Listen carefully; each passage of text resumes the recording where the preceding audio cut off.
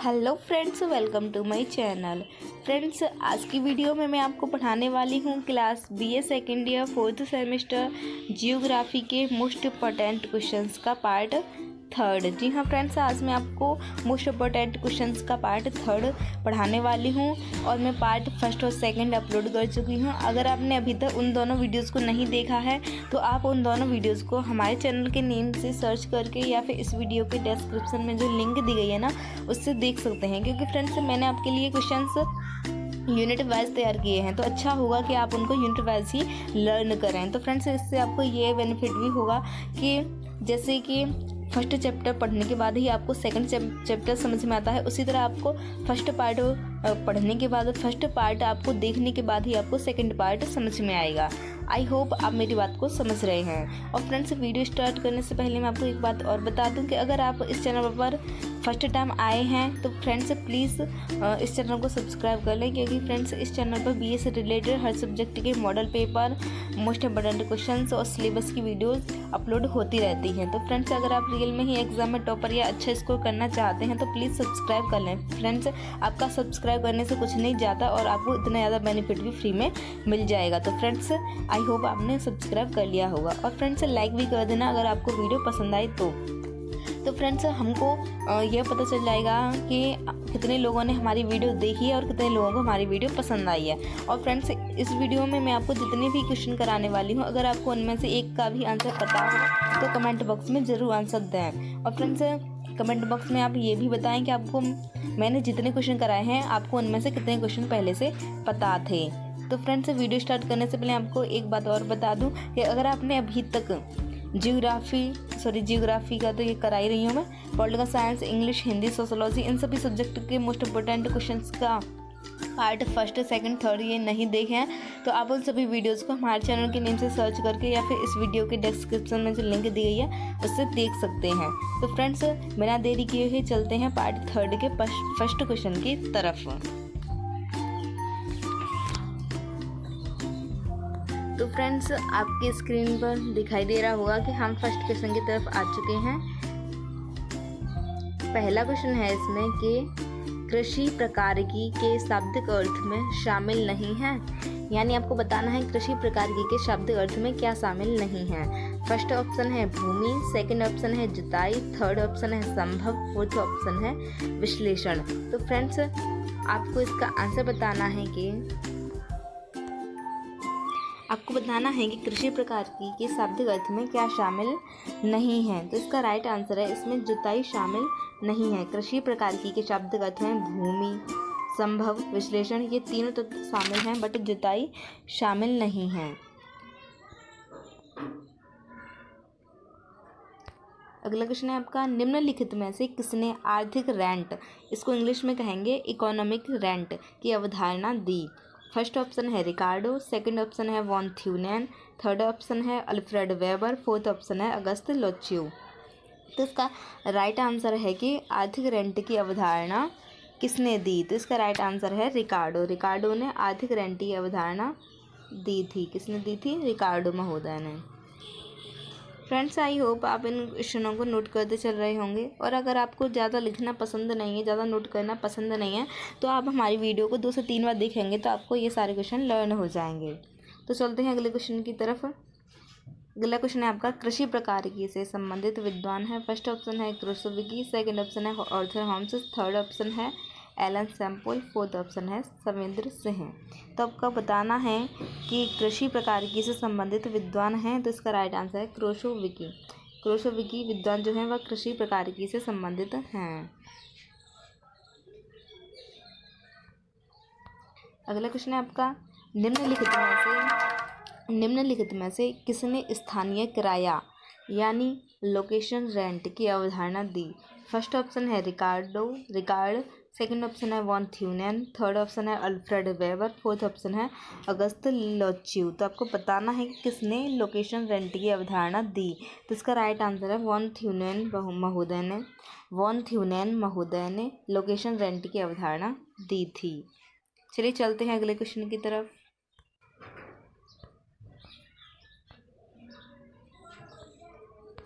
अगला क्वेश्चन है आपका, वॉन थ्यूनेन मॉडल है। फर्स्ट ऑप्शन है कृषि भूमि उपयोग मॉडल, सेकंड ऑप्शन है शहरी भूमि उपयोग मॉडल, थर्ड ऑप्शन है औद्योगिक स्थान मॉडल। तो आपको बताना है वॉन थ्यूनेन मॉडल जो है वह क्या है, तो वह है कृषि भूमि उपयोग मॉडल है। वॉन थ्यूनेन मॉडल क्या है, कृषि भूमि उपयोग मॉडल है। अगला क्वेश्चन है आपका, कृषि प्रकारिकी की संकल्पना में कृषि भूमि उपयोग विषयक अध्ययन के अंतर्गत निम्न कारकों को महत्व प्रदान किया गया है। आपको बताना है किन कारकों को महत्व प्रदान किया गया है। फर्स्ट ऑप्शन है सामाजिक, सेकंड ऑप्शन है संगठनात्मक, थर्ड ऑप्शन है उत्पादक, फोर्थ ऑप्शन है उपयुक्त सभी। तो आपको बताना है कृषि प्रकारिकी की संकल्पना में कृषि भूमि उपयोग विषयक अध्ययन के अंतर्गत निम्न कारकों को महत्व प्रदान किया गया है। तो इसका राइट आंसर है उपयुक्त सभी। इन सभी को महत्व प्रदान किया गया है। चलिए चलते हैं अगले क्वेश्चन की तरफ।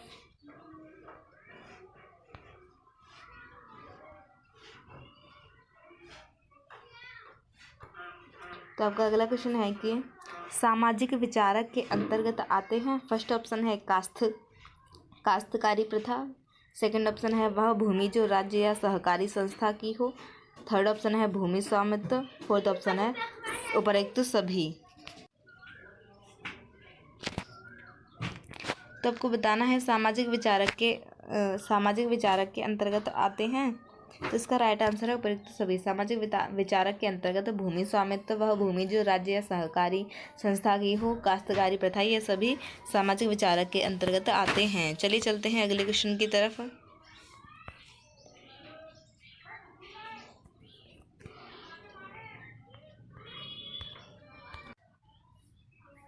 अगला क्वेश्चन है आपका कि संगठनात्मक विचारक के अंतर्गत नहीं आता है।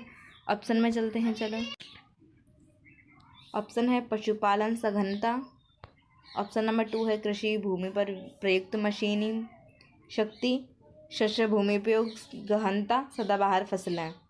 ये यहाँ पर एक्स्ट्रा आ गया है ऑप्शन। ये 4 ऑप्शन है पशुपालन सघनता, सेकंड ऑप्शन है कृषि भूमि पर प्रयुक्त मशीनी शक्ति, थर्ड ऑप्शन है शस्य भूमि उपयोग गहनता और फोर्थ ऑप्शन है सदाबहार फसलें। तो इसका राइट आंसर है सदाबहार फसलें जो हैं वह संगठनात्मक विचारक के अंतर्गत नहीं आती हैं। चलिए चलते हैं अगले क्वेश्चन की तरफ। कृषि प्रकारिकी के निर्धारण कारकों को कितने समूहों में रखा गया है। आपको बताना है कृषि प्रकारिकी के निर्धारण कारकों को कितने समूहों में रखा गया है। तो इसका राइट आंसर है 4। कितना है? 4। यह क्वेश्चन है आपका अंतर्राष्ट्रीय भूगोल परिषद के तत्वावधान में कृषि प्रकारिकी के निर्धारण हेतु कितने विचारकों को चुना है। फर्स्ट ऑप्शन है 27 के साथ कुछ अन्य विचारक, सेकंड ऑप्शन है 25 के साथ कुछ अन्य विचारक, थर्ड ऑप्शन है 29 के साथ कुछ अन्य विचारक, फोर्थ ऑप्शन है उपरोक्त सभी। तो इसका राइट आंसर है 27 के साथ कुछ अन्य विचारक।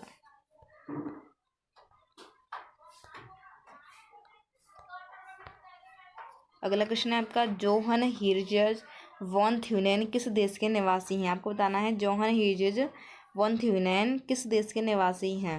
ऑप्शन नंबर फर्स्ट है फ्रांस, सेकंड ऑप्शन है जर्मनी, थर्ड ऑप्शन है ब्रिटेन, फोर्थ ऑप्शन है यूनान। तो इसका राइट आंसर है कि जोहन हीरजेज जर्मनी के निवासी हैं। किस देश के निवासी हैं? जर्मनी के।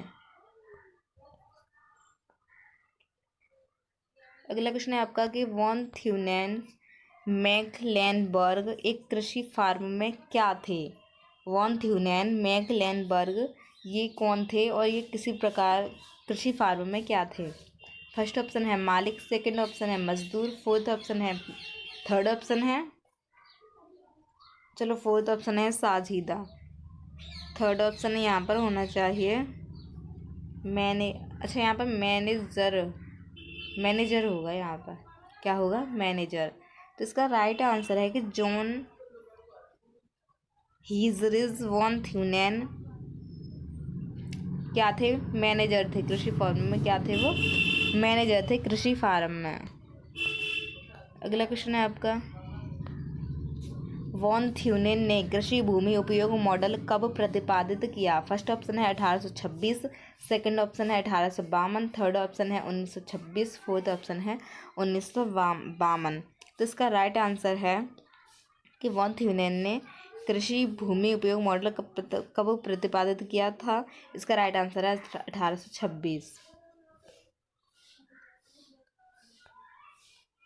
अगला क्वेश्चन है आपका, वॉन थ्यूनेन कृषि भूमि उपयोग मॉडल निम्न में से किस पर आधारित था? फर्स्ट ऑप्शन है अनुभव पर आधारित था, सेकंड ऑप्शन है तुलनात्मक लाभ पर आधारित था, थर्ड ऑप्शन है आधारित लगान पर आधारित था, आर्थिक लगान पर आधारित था, फोर्थ ऑप्शन है उपरोक्त सभी।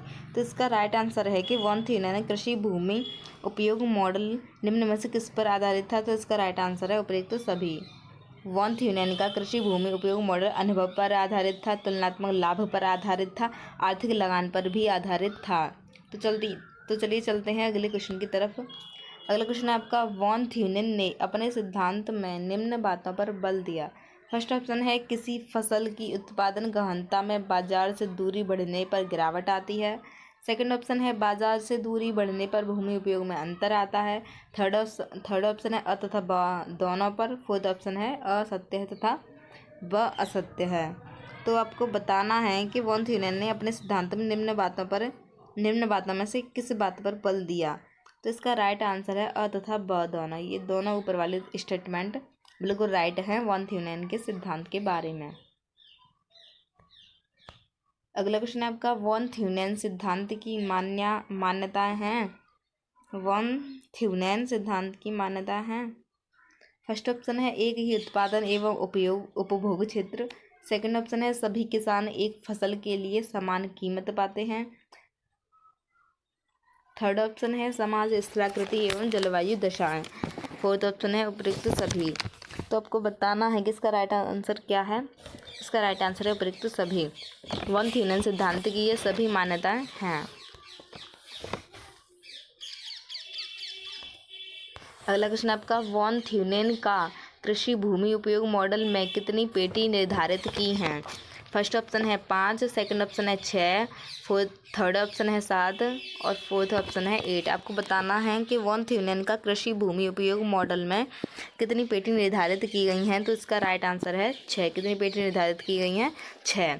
अगला क्वेश्चन है आपका, कृषि प्रकार की आयोग द्वारा विश्व के चयनित विभिन्न क्षेत्रों के आधार पर प्रथम वरीयता क्रम के कितने वृहद कृषि प्रकार बताए गए हैं? तो इसका राइट आंसर है, बताने से पहले ऑप्शन पढ़ते हैं। फर्स्ट ऑप्शन है 5, सेकंड ऑप्शन है 6, थर्ड ऑप्शन है 7 और फोर्थ ऑप्शन है 8। तो इसका राइट आंसर है 5। क्या है? 5। कृषि प्रकार की आयोग द्वारा विश्व के चयनित विभिन्न क्षेत्रों के आधार पर प्रथम वरीयता क्रम के कितने वृहद कृषि प्रकार बताए गए हैं? तो वो बताए गए हैं 5 प्रकार बताए गए हैं। अगला क्वेश्चन है आपका, कृषि प्रकार की आयोग द्वारा विश्व के विभिन्न क्षेत्रों को द्वितीय वरीयता के आधार पर कितने लघु प्रदेशों में बांटा है? फर्स्ट ऑप्शन है 15, सेकंड ऑप्शन है 20, थर्ड ऑप्शन है 25, फोर्थ ऑप्शन है 30। तो इसका राइट आंसर है 20। कितना है? 20। कृषि प्रकार की आयोग द्वारा विश्व के विभिन्न क्षेत्रों को द्वितीय वरीयता के आधार पर 20 लघु प्रदेशों में बांटा गया है।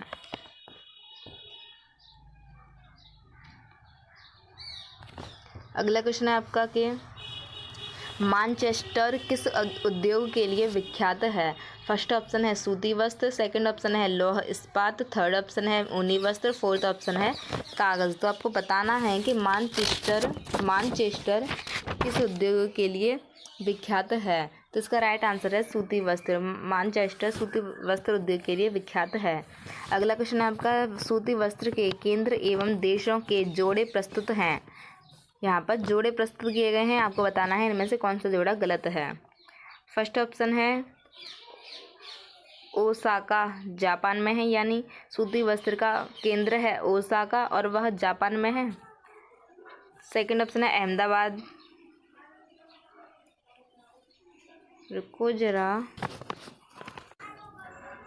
अहमदाबाद जो है भारत में, और मैनचेस्टर ग्रेट ब्रिटेन का है, और बेलफ्रोड सूती वस्त्र उद्योग जर्मनी में है। तो इसका राइट आंसर है बेलफ्रोड सूती वस्त्र उद्योग केंद्र जर्मनी में नहीं है। बाकी के ये सही जोड़ा है। ओसाका जापान में है, अहमदाबाद भारत में, मैनचेस्टर ग्रेट ब्रिटेन में है। ये सूती वस्त्र उद्योग के केंद्र हैं ये, और ये इनके देशों के नाम हैं। आई होप आपने नोट कर लिया होगा, समझ में भी आ गया होगा। अगला क्वेश्चन है आपका, प्रो अल्फ्रेड वेबर ने उद्योगों के स्थानीयकरण का सिद्धांत कब प्रतिपादित किया था? फर्स्ट ऑप्शन है 1901, सेकंड ऑप्शन है 1909, थर्ड ऑप्शन है 1890, फोर्थ ऑप्शन है 1925। तो इसका राइट आंसर है 1909। प्रो अल्फ्रेड वेबर ने उद्योगों के स्थानीयकरण का सिद्धांत सन 1909 में प्रतिपादित किया था। तो फ्रेंड्स चलते हैं अगले क्वेश्चन की तरफ।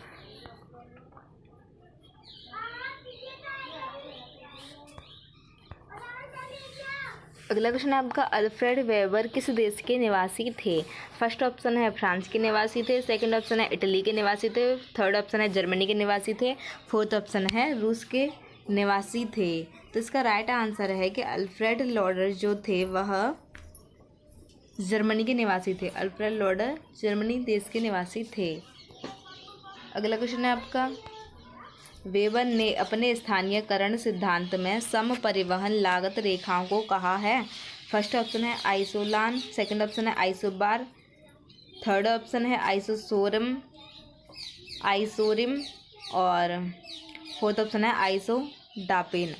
तो आपको बताना है कि वेबर ने अपने स्थानीयकरण सिद्धांत में सम परिवहन लागत रेखाओं को क्या कहा है? तो इसका राइट आंसर है आइसोडापेन कहा है। और ये क्वेश्चन आपसे ऐसे भी पूछा जा सकता है कि वेबर किस सिद्धांत से संबंधित हैं? तो ऑप्शन में होगा स्थानीयकरण सिद्धांत। और ये भी पूछा जा सकता है कि स्थानीयकरण सिद्धांत में परिवहन लागत रेखाओं को क्या कहा है वेबर महोदय ने? तो इसका राइट आंसर है आइसोडापेन। अगला क्वेश्चन है आपका, संयुक्त राज्य अमेरिका में प्रमुख लोहा इस्पात केंद्रों में निम्नलिखित में से कौन सा शामिल नहीं है? फर्स्ट ऑप्शन है पिट्सबर्ग, सेकंड ऑप्शन है यॉर्कटाउन, थर्ड ऑप्शन है शेफील्ड, फोर्थ ऑप्शन है बर्मिंघम। तो इसका राइट आंसर है क्या है? हाँ, शेफील्ड जो है वह संयुक्त राज्य अमेरिका के प्रमुख लोहा इस्पात केंद्रों में शामिल नहीं है। पिट्सबर्ग, यंगस्टाउन और बर्मिंघम ये तीनों शामिल हैं, बट शेफील्ड शामिल नहीं है संयुक्त राज्य अमेरिका के प्रमुख लोहा इस्पात केंद्रों में। अगला क्वेश्चन है आपका, भारत के प्रमुख लोहा इस्पात केंद्र में आप किसे सम्मिलित नहीं करेंगे? फर्स्ट ऑप्शन है बोकारो, सेकंड ऑप्शन है बंगलौर, थर्ड ऑप्शन है राउरकेला, फोर्थ ऑप्शन है जमशेदपुर। तो इसका राइट आंसर है बंगलौर। क्या है? बंगलौर भारत के प्रमुख लोहा इस्पात केंद्रों में शामिल नहीं है। बोकारो, राउरकेला, जमशेदपुर ये तीनों राज्य भारत के लोहा इस्पात केंद्रों में शामिल हैं, बट बंगलौर नहीं है। अगला क्वेश्चन आपका, लोहा इस्पात के निर्यातक देशों में किसको सम्मिलित नहीं किया जा सकता है? फर्स्ट ऑप्शन है जापान, सेकंड ऑप्शन है जर्मनी, थर्ड ऑप्शन है रूस, फोर्थ ऑप्शन है इटली। तो आपको बताना है कि लोहा इस्पात के निर्यातक देशों में किसको सम्मिलित नहीं किया जा सकता? तो इसका राइट आंसर है इटली को सम्मिलित नहीं किया जा सकता। लोहा इस्पात के निर्यातक देशों में जापान, जर्मनी, रूस को सम्मिलित किया जा सकता है, बट इटली को सम्मिलित नहीं किया जा सकता। अगला क्वेश्चन है आपका, लोहा इस्पात के आयातक देशों में कौन सा देश सम्मिलित नहीं है? फर्स्ट ऑप्शन है फ्रांस, सेकंड ऑप्शन है ज़ाम्बिया, थर्ड ऑप्शन है म्यांमार, फोर्थ ऑप्शन है अर्जेंटीना। तो आपको बताना है कि जो लोहा इस्पात के आयातक देशों में कौन सा देश सम्मिलित नहीं है। जो यहाँ पर ऑप्शन दिए गए हैं इनमें से कौन सा देश सम्मिलित नहीं है? तो इसका राइट आंसर है फ्रांस जो देश है वह लोहा इस्पात के आयातक देशों में शामिल नहीं है। ज़ाम्बिया, म्यांमार, अर्जेंटीना ये तीनों देश शामिल हैं। अगला क्वेश्चन है फ्रेंड्स आपका कि किस उद्योग को ग्रेट ब्रिटेन की रोटी के नाम से संबोधित करते हैं। फ्रेंड्स ये क्वेश्चन मुझे काफ़ी ज़्यादा इंपॉर्टेंट लग रहा है, प्लीज़ इसे नोट कर लें। तो ये क्वेश्चन में पूछा आ रहा है कि किस उद्योग को ग्रेट ब्रिटेन की रोटी के नाम से संबोधित करते हैं। फर्स्ट ऑप्शन है लोहा इस्पात उद्योग, सेकंड ऑप्शन है वस्त्र उद्योग, थर्ड ऑप्शन है कागज़ उद्योग, फोर्थ ऑप्शन है लकड़ी उद्योग। तो आपको बताना है कि किस उद्योग को ग्रेट ब्रिटेन की रोटी के नाम से संबोधित करते हैं। तो इसका राइट आंसर है वस्त्र उद्योग को रोटी के नाम से संबोधित करते हैं। अगला क्वेश्चन है आपका जापान के सूती वस्त्र केंद्रों में किसको सम्मिलित नहीं किया जा सकता है। फर्स्ट ऑप्शन है ताइवान, सेकंड ऑप्शन है ओसाका, थर्ड ऑप्शन है याकोहिमा, फोर्थ ऑप्शन है नागोया। तो आपको बताना है कि जापान के सूती वस्त्र केंद्रों में किसको सम्मिलित नहीं किया जा सकता। तो इसका राइट आंसर है ताइवान को सम्मिलित नहीं किया सकता। ओसाका, याकोहिमा, नागोया को जापान के सूती वस्त्र केंद्रों में सम्मिलित किया जा सकता है, बट ताइवान को सम्मिलित नहीं किया जा सकता। फ्रेंड्स चलते हैं अगले क्वेश्चन की तरफ। आपका अगला क्वेश्चन कह रहा है कि भारत में सूती वस्त्र उद्योग में कौन सा केंद्र सम्मिलित नहीं है। फर्स्ट ऑप्शन है जामनगर, सेकंड ऑप्शन है नेपानगर, थर्ड ऑप्शन है सूरत, फोर्थ ऑप्शन है अहमदानगर। तो इसका राइट आंसर है नेपानगर। नेपानगर जो है बस भारत में सूती वस्त्र उद्योग में सम्मिलित नहीं है। जामनगर, सूरत, अहमदाबाद ये तीनों जो हैं सूती वस्त्र उद्योग केंद्र ये सम्मिलित हैं, बट नेपानगर सम्मिलित नहीं है सूती वस्त्र उद्योग केंद्र में। उल्टा बोल गई मैं, इसके लिए सॉरी। अगला क्वेश्चन है आपका मानचेस्टर किस उद्योग के लिए विख्यात है। फर्स्ट ऑप्शन है सूती वस्त्र, सेकंड ऑप्शन है लोहा इस्पात, थर्ड ऑप्शन है ऊनी वस्त्र और फोर्थ ऑप्शन है कागज़। तो इसका राइट आंसर है कि मानचेस्टर जो है वह किस उद्योग के लिए विख्यात है। तो इसका राइट आंसर सूती वस्त्र के लिए मानचेस्टर विख्यात है। अगला क्वेश्चन है आपका संयुक्त राज्य अमेरिका के प्रमुख लोहा इस्पात केंद्रों में निम्नलिखित में से कौन सा शामिल नहीं है। फर्स्ट ऑप्शन है पिट्सबर्ग, सेकंड ऑप्शन है यंगस्टाउन, थर्ड ऑप्शन है शेफील्ड, फोर्थ ऑप्शन है बर्मिंघम। तो आपको बताना है संयुक्त राज्य अमेरिका के प्रमुख लोहा इस्पातक केंद्रों में निम्नलिखित में से कौन सा शामिल नहीं है। तो इसका राइट आंसर है शेफील्ड। ये क्वेश्चन रिपीट हो गया है, तभी मुझे लगा कि रिपीट हो गया। चलिए चलते हैं अगले क्वेश्चन की तरफ। अगला क्वेश्चन है आपका पूर्व का मानचेस्टर किसे कहा जाता है। ऑप्शन नंबर फर्स्ट है नागोया, सेकंड ऑप्शन है कोपे, थर्ड ऑप्शन है ओसाका, फोर्थ ऑप्शन है शिमोगा। तो इसका राइट आंसर है ओसाका को पूर्व का मानचेस्टर कहा जाता है। ओसाका को पूर्व का मानचेस्टर कहा जाता है। चलते हैं अगले क्वेश्चन की तरफ। अगला क्वेश्चन आपका उद्योग ने स्थानीयकरण में निम्न में से कौन प्रभावी होता है। फर्स्ट उद्योग ने स्थानीयकरण में निम्न में से कौन सा तत्व प्रभावी होता है। हाँ सही है क्वेश्चन। तो ऑप्शन नंबर फर्स्ट है कच्ची एवं रात के साधन। क्या है कच्ची एवं रात के साधन। फ्रेंड्स इसके लिए सॉरी, ऑप्शन गलत टाइप हो गया है। यहाँ पर आएगा कच्ची सामग्री एवं शक्ति के साधन। हाँ फ्रेंड्स मुझे याद आया, यहाँ पर आएगा कच्ची सामग्री एवं शक्ति के साधन। ऑप्शन नंबर सेकंड है बाजार एवं श्रम, थर्ड ऑप्शन है पूंजी एवं परिवहन, फोर्थ ऑप्शन है उपयुक्त सभी। तो इसका राइट आंसर है उपयुक्त सभी। उद्योग ने स्थानीयकरण में निम्न में से ये सभी प्रभावी हैं बस। हाँ ये ऑप्शन तो गलत टाइप हो गया है, तो ये मतलब सभी प्रभावी होते हैं।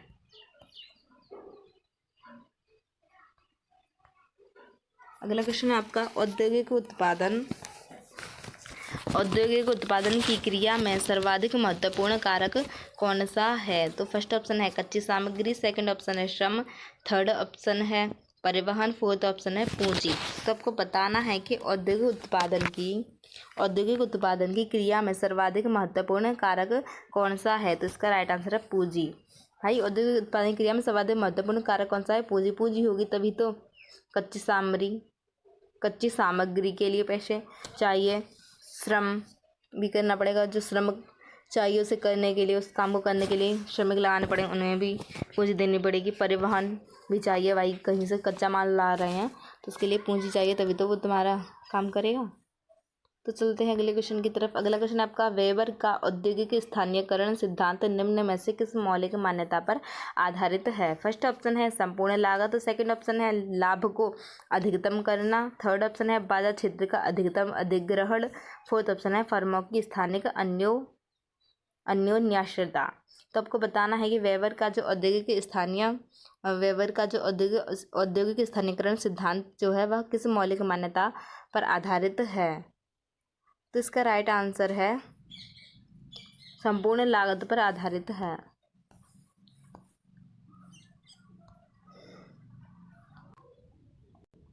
अगला क्वेश्चन है आपका, स्थानीयकरण त्रिभुज का संबंध है। फर्स्ट ऑप्शन है कच्ची सामग्री, सेकंड ऑप्शन है बाजार केंद्र, थर्ड ऑप्शन है कारखानों की स्थिति, फोर्थ ऑप्शन है उपयुक्त सभी। तो इसका राइट आंसर है उपयुक्त सभी।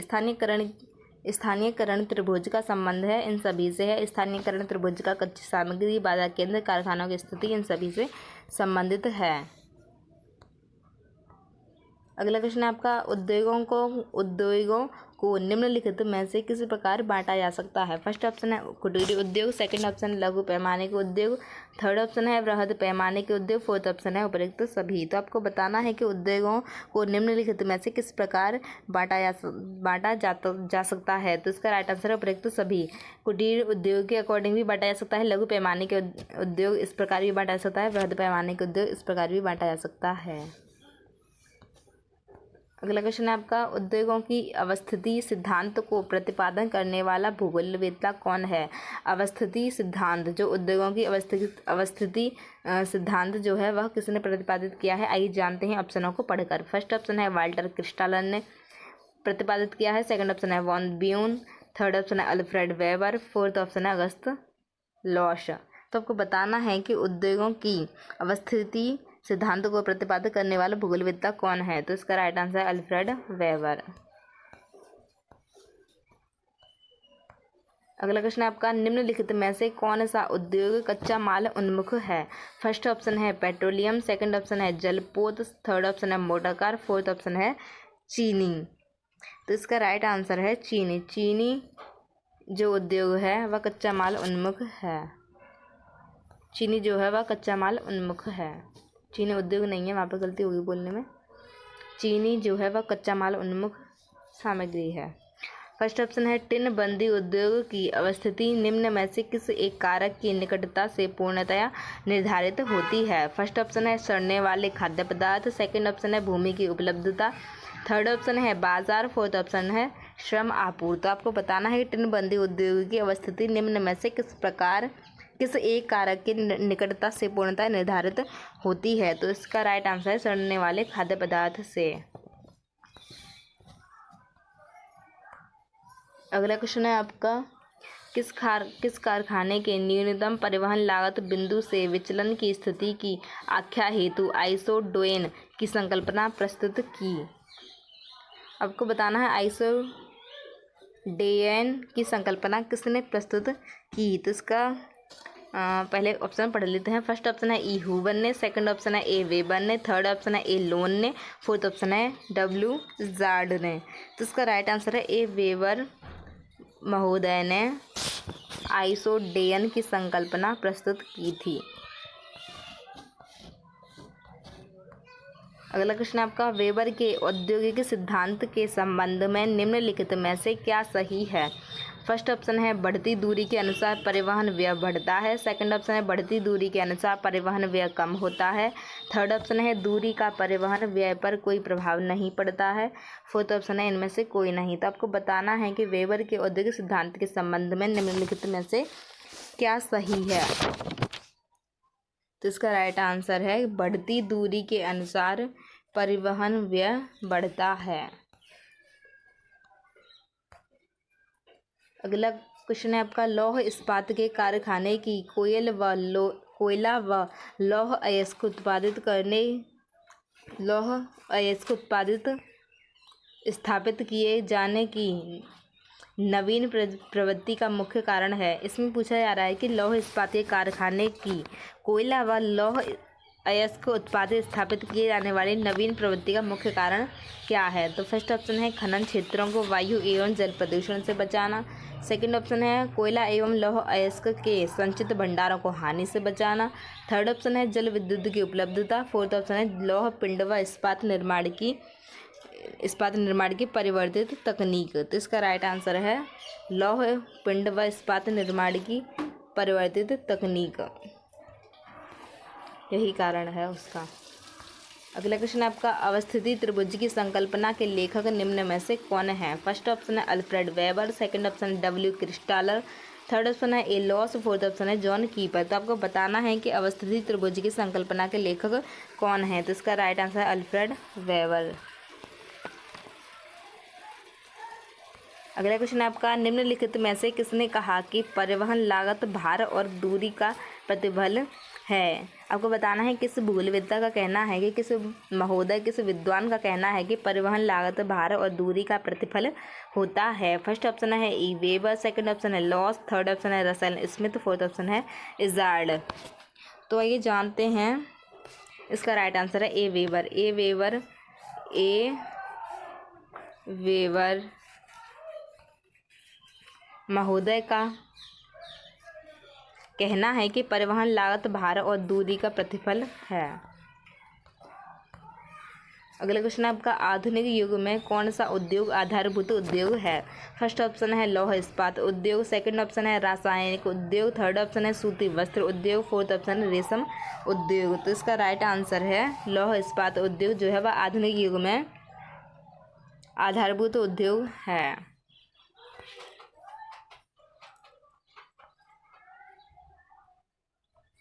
अगला क्वेश्चन है आपका संयुक्त राज्य अमेरिका के प्रमुख लोहा इस्पात केंद्रों में निम्नलिखित में से कौन सा सम्मिलित नहीं है?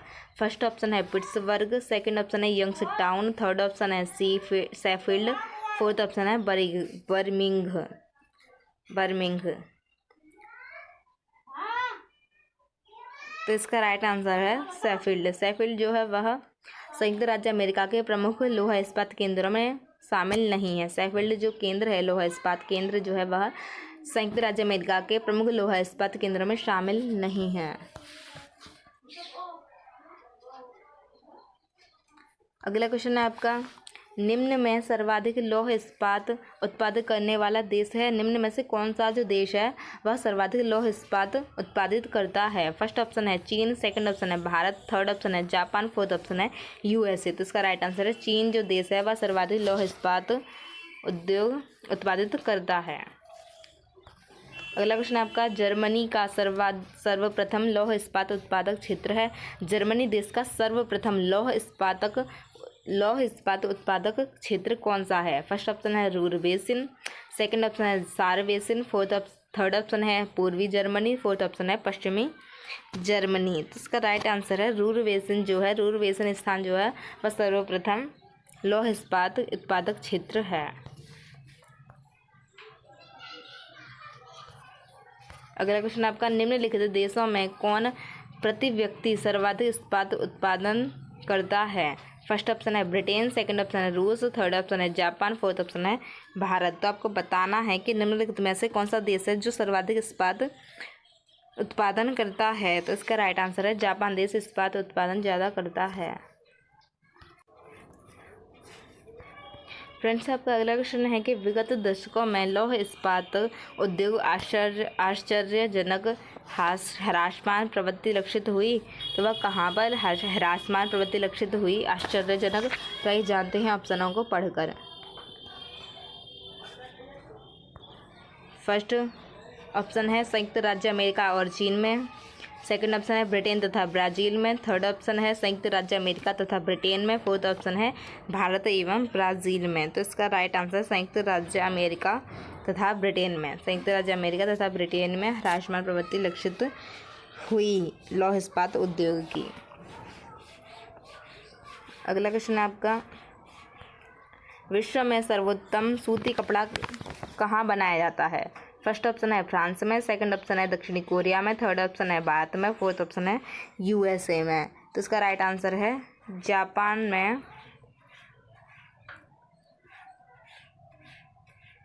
जापान नहीं,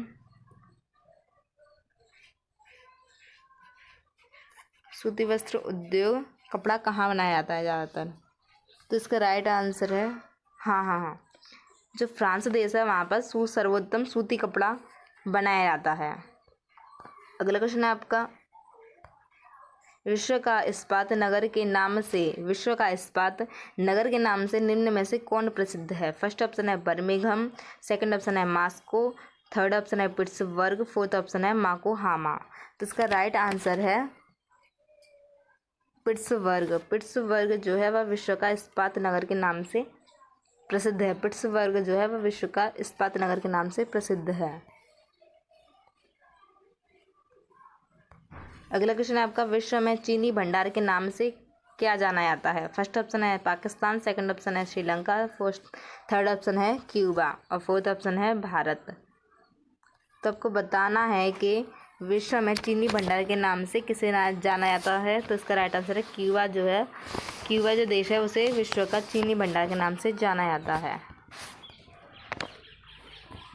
अगला क्वेश्चन है आपका, चीनी निर्माण हेतु कच्ची सामग्री चुकंदर है। तो आपको बताना है किस देश में चीनी निर्माण के लिए कच्ची सामग्री व चुकंदर है। फर्स्ट ऑप्शन है ट्रिनिडाद में, सेकंड ऑप्शन है जर्मनी में, थर्ड ऑप्शन है फिजी में, फोर्थ ऑप्शन है मॉरिशस में। तो आपको बताना है चीनी निर्माण हेतु कच्ची सामग्री चुकंदर है तो कहाँ की है? जर्मनी देश में चीनी किससे बनाई जाती है? चुकंदर से।